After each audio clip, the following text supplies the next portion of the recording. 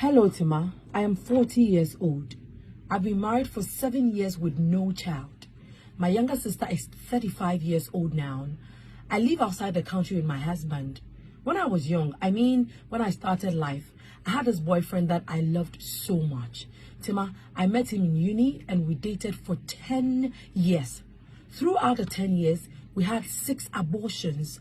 And anytime I get pregnant, the only true friend I had was my younger sister. That's why I always confided in her. Since she's a nurse, she would bring me a drug and I'll take. Then in a few minutes, we will see my menses. Because it's always in the first few weeks I find out. So I thought no cause for alarm. I didn't even see it as an abortion since the babies were all not formed. Tima, in our 10th year of dating, my boyfriend left me for another woman. I was shattered, but I got the pieces together and I met my husband. That very month, my ex left me. A friend invited me for a mini drink up and we met. He showed so much interest in me, so we started getting along. I realized he didn't live in Ghana, but was on a holiday. I kind of liked his vibe, so we exchanged numbers, and unfortunately, he was leaving in 3 days. So I visited him and we had sex and the bond started. Tima, I loved him so much that he made me forget all about my ex. When he returned outside the country, we used to talk every single day, on his way to work and on my way to work too. Our time zone was different, but we managed to keep in touch always. Always. Fast forward, in 6 months, we were so attached to each other that I had no option than to break the news to my sister and mom. They were super happy I finally found someone. Tima, we got married after a year of knowing each other, and trust me, I've never regretted marrying my husband.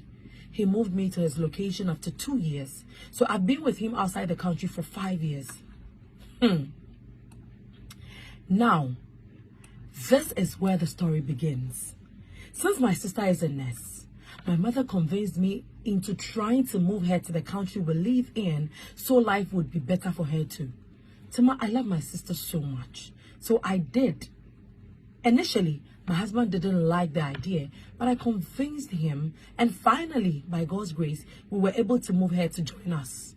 Tima, as I'm talking to you, my sister is pregnant for my husband. And the worst of it all is my blood sister told my husband about my 6 abortions and even said that's why I can't get pregnant.